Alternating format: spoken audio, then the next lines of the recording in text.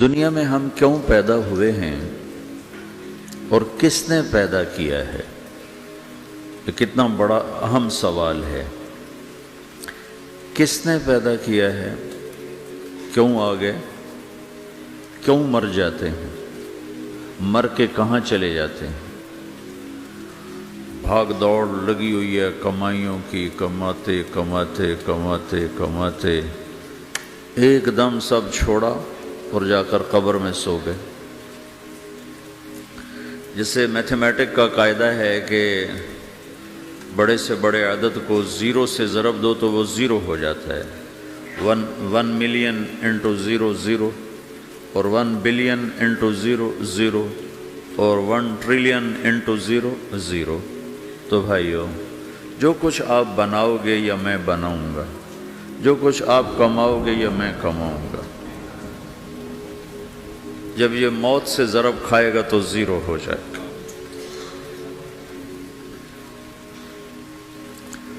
عزت، شہرت، دولت، بلندی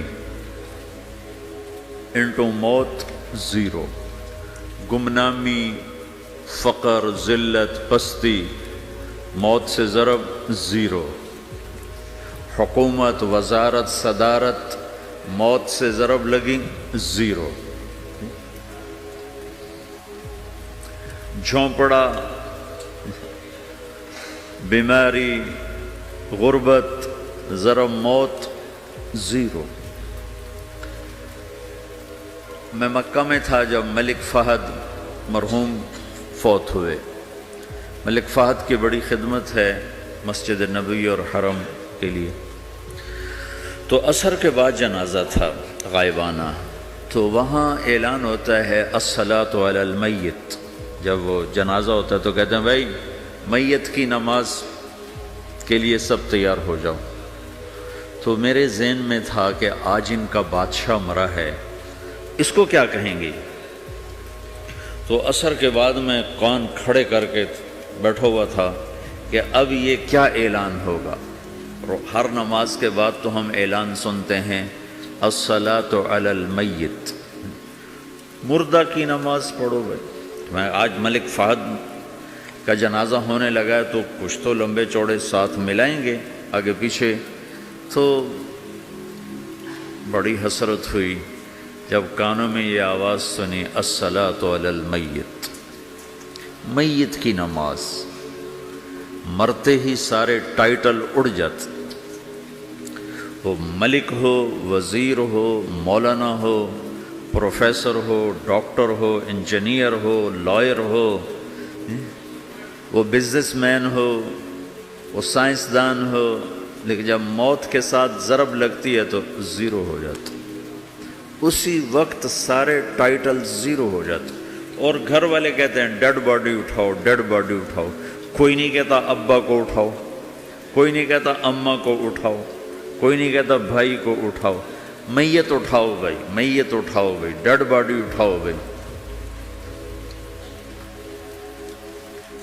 ساری زندگی کی محنت اگر یوں ہی ختم ہونی ہے تو اس زندگی کا فائدہ کیا ہے؟ اس کمانے کا فائدہ کیا ہے؟ اس بنانے کا فائدہ کیا ہے؟ بنا بنا تھک گئے، کما کما تھک گئے، اور پھر مر کے جا کے اتنی سی جگہ میں جا کے سو گئے۔ اتنا بڑا گھر بنایا اور آخر میں جا کے اتنی سی جگہ میں جا کے سو گئے۔ مٹی کی چادر اوڑھی اور مٹی میں مٹی ہو کر قبر کا نشان بھی ختم ہو گیا۔ سب سے بڑا دنیا کا فتح کرنے والا چنگیز خان گزرا ہے، اس کی قبر کا نشان آج تک معلوم نہیں کہاں ہے۔ تو اب یہ میں نے سوال اٹھایا ہے کہ ہمیں کس نے بنایا، ہمیں کیوں بنایا، ہم سے کیا چاہتا ہے، موت کیا چیز ہے، موت کے بعد کچھ ہے یا زیرو ہے؟ ان سوالوں کا جواب دنیا میں کسی کے پاس کوئی نہیں۔ اتنا انسان ترقی کر گیا، خلاؤں کو ڈھونڈ لیا، سمندر کے نیچے دیکھ لیا، پہاڑوں کے اندر اتر کے دیکھ لیا، 6 کلومیٹر نیچے جا کر تیل نکال لیا، خزانے نکال لیے، اور کتنا